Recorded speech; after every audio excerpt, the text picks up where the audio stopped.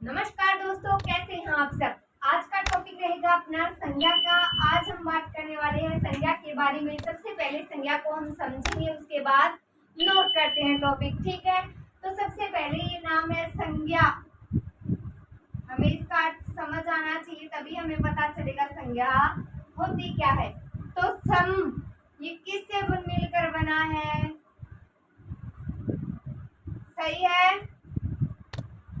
और ज्ञा से मिलकर ये बना संज्ञा, ठीक है। तो इस बिंदी को जो हमने परिवर्तन कर दिया मन। तो संज्ञा का अर्थ क्या होता है? संज्ञा का अर्थ, सम का अर्थ होता है अच्छी तरह से, कोई भी चीज अच्छी तरह से। और ज्ञा का अर्थ क्या होता है? ज्ञा का अर्थ होता है ज्ञान देना या जानकारी देना। तो इसका अर्थ हो गया जानकारी, ठीक है। तो क्या परिभाषा होगी, यानी कि संज्ञा का शाब्दिक अर्थ तो क्या है? नाम है किसी व्यक्ति, वस्तु, स्थान या किसी देश या फिर किसी भी नाम का बोध कराने वाले जो शब्द होते हैं उसे क्या बोलेंगे? संज्ञा बोलेंगे। जैसे कि छलनी हमारे घर पे काम में ली जाती है, दिल्ली है, आगरा है, मध्य प्रदेश है, राजस्थान, हरियाणा, पंजाब है, सारी क्या है? संज्ञा ही तो है। क्रोध है, दया है, ये क्या है? संज्ञा है, ठीक है। इतनी बात तो आ गई समझ में। संज्ञा के भेद कितने हैं? 3 भेद होते हैं। कौन कौन सी है जो संज्ञा है, इसके 3 प्रकार हम पढ़ेंगे, ठीक है। कौन कौन सी? व्यक्तिवाचक, जातिवाचक और भाववाचक। होगी व्यक्तिवाचक, जातिवाचक और भाववाचक।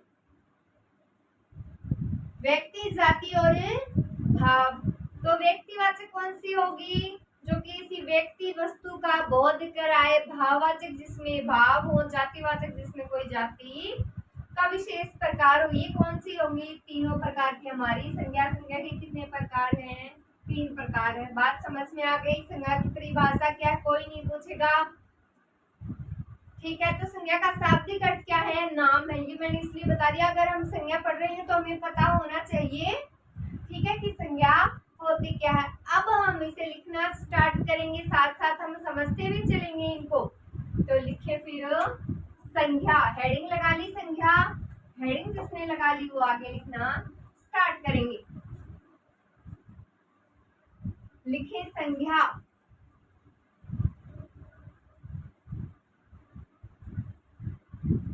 संज्ञा, इसका शाब्दिक अर्थ क्या होता है? तो संज्ञा का शाब्दिक अर्थ होता है नाम।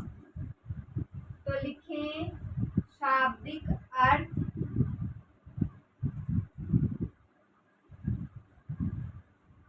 क्या होता है? नाम। संज्ञा की परिभाषा क्या होगी? संज्ञा की परिभाषा क्या लिखेंगे? किसी व्यक्ति, वस्तु, स्थान या भाव, नाम का बोध कराने वाले शब्दों को क्या कहते हैं? संज्ञा कहते हैं। तो लिखो फिर परिभाषा। बाद में भी आप नोट कर सकते हैं, स्क्रीनशॉट ले लीजिएगा। तो देखिए परिभाषा क्या होगी? किसी व्यक्ति, वस्तु, स्थान या भाव। लिखें फिर किसी व्यक्ति,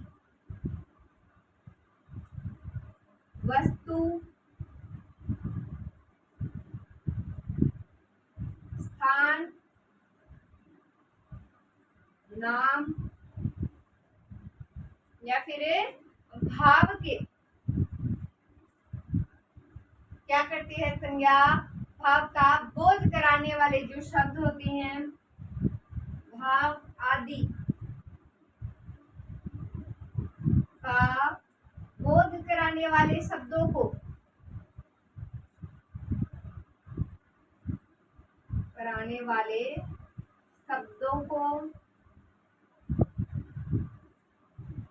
संज्ञा कहते हैं। क्या कहते हैं? तो उन्हें भाई बोलते हैं संज्ञा। संज्ञा के प्रकार कितने बताए मैंने? तो संज्ञा के कितने प्रकार रहेंगे? अपन पढ़ेंगे 3 प्रकार होते हैं। तो लिखो संज्ञा के 3 भेद होते हैं। पूरी लाइन लिखने की आवश्यकता नहीं, भेद लिख लो 3। आगे बात करेंगे हम तीनों भेदों की स्क्रीनशॉट ले सकते हैं या फिर साथ साथ लिख सकते हैं। ठीक है, तो अब हम बात करते हैं कौन कौन से भेद हैं। तो कितने प्रकार होते हैं? 3 प्रकार होते हैं। एक बात को 2 बार नहीं लिखेंगे, सीधा लिखो व्यक्तिवाचक, जातिवाचक और भाववाचक। एक तो है व्यक्तिवाचक,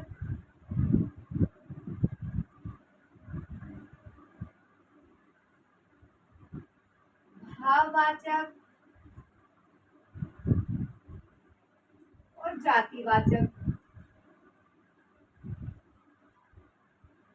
ये संज्ञा है, व्यक्ति, जाति, भाव या भाव, जाति और व्यक्तिवाचक। ठीक है, तो सबसे पहले हम बात करेंगे व्यक्तिवाचक संज्ञा की।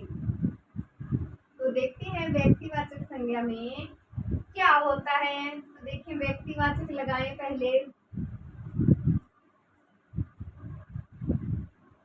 एग्जाम में क्वेश्चन आ जाए, यानी कि हम कैसे पहचानेंगे इसमें व्यक्तिवाचक संज्ञा है, भाववाचक है या जातिवाचक है, इस बारे में अब हम बात करने वाले हैं। तो किसी एक ही व्यक्ति या वस्तु या स्थान, किसी स्पेशल व्यक्ति यानी कि किसी एक व्यक्ति, वस्तु, स्थान का बोध कराने वालों को क्या कहेंगे? जो व्यक्ति का बोध करा दे, यानी कि हमने कोई नाम ले दिया, जैसे कि प्रतिभा है तो हमने नाम ले दिया, क्या हो सकता है कि नाम हो सकता है, एक व्यक्ति का नाम है तो कौन सी संज्ञा में आएगा? व्यक्तिवाचक। जैसे वृक्षों के नाम है, नीम है, खिजड़ी है, सूरबी है, तो ये सारी किस में आएंगे? ये जो पेड़ है ना, जैसे कमल है, ये सारी जो वृक्ष है, पशु पक्षी भी है, इसमें आ जाएंगे। जैसे कि हीरामन है, लीलन है, चेतक है, ये सारे क्या है? पशु पक्षियों के नाम है। पुस्तकों और अखबारों के नाम भी इसी में आएंगे। तो आप इतना ही ध्यान रख लेना कि वृक्षों के नाम, पशु पक्षियों के नाम, पुस्तक और अखबारों के नाम किस में आएंगे? व्यक्तिवाचक में आएंगे। ठीक है, ऐसे याद नहीं रखे, मतलब रख सकते हो ना, तो लिखवा रही हूँ मैं, साथ साथ लिख लेना। तो सबसे पहले हम पढ़ रहे हैं व्यक्तिवाचक। तो किसी एक ही व्यक्ति, वस्तु या स्थान का बोध कराने वाले शब्दों को व्यक्तिवाचक संज्ञा कहते हैं। नोट करें, किसी, क्या बताया मैंने? किसी एक ही व्यक्ति, वस्तु, एक ही व्यक्ति, वस्तु या फिर इसका स्थान का बोध कराने वाले शब्दों को, किसी स्थान का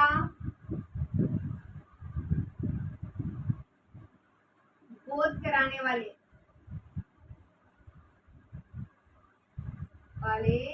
शब्दों को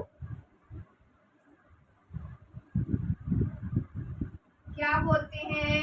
व्यक्तिवाचक संज्ञा बोलेंगे। तो लिखो, वो व्यक्तिवाचक संज्ञा कहते हैं। इतनी बात समझ में आ गई? तो अब देखो इसमें किन किन के नाम आएंगे, जैसे कि वृक्षों के नाम है, पशु पक्षियों के नाम है, पुस्तक व अखबारों के नाम है, वो किस में आएंगी? व्यक्तिवाचक में आएंगी। तो लिखो फिर, जैसे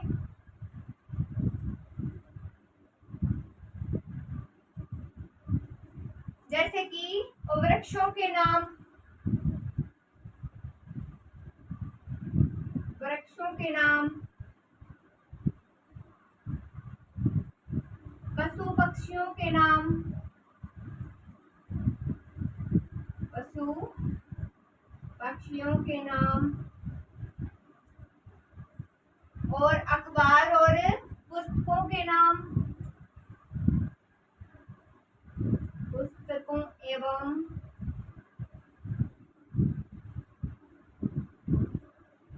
अखबारों के नाम और व्यक्तियों के नाम।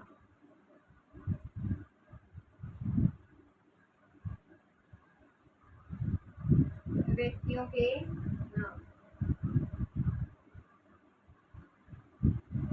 देखिए, कुछ नाम लिख रही हूँ मैं, जैसे कि जिया है, प्रतिभा है, पूनम है, आदि है, आदि नाम भी होता है। ठीक है, तो जैसे पशु पक्षियों में लिख लो, जैसे कामधेनु, सुरभि, चेतक, ऐरावत, ये क्या है, स्पेशल स्पेशल भी तो है ना ये, जैसे कि चेतक क्या है, महाराणा प्रताप के विशेष है। ठीक है, तो पशु पक्षियों में के लिख लो, वृक्षों के लिख लो, जैसे कि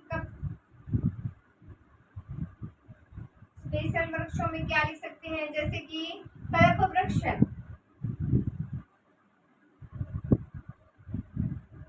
पशु पक्षियों में चेतक लिख लो, कामधेनु लिख लो।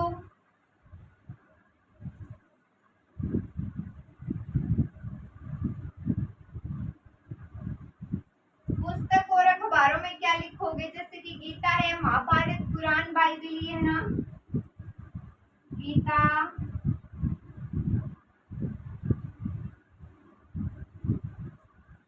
रामायण लिख लो, ये नहीं तो एक दो ही लिखेंगे, कुरान लिख लो। ठीक है,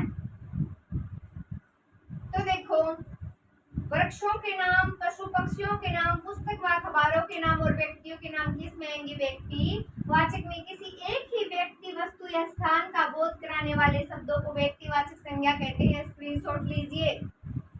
तो इतनी चीज समझ में आ गई। अब देखो आगे व्यक्तिवाचक में और क्या क्या बातें आएंगी, जैसे कि विशेष, संस्था और समूह, इनके जो प्रमुख जगह हैं उनके नाम, गांव, शहर, देश, राज्यों के नाम किसमें, जैसे कि विशेष नाम है राजस्थान, राजस्थान एक अलग राज्य है, हरियाणा एक अलग राज्य है, पंजाब है, जयपुर है, सारी क्या क्या है, अलग अलग है। तो एक वचन में इसका प्रयोग और देख लो। ठीक है,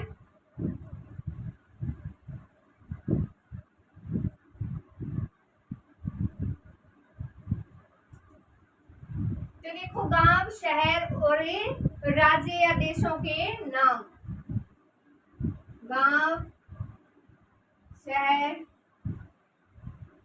राज्य और देशों के नाम।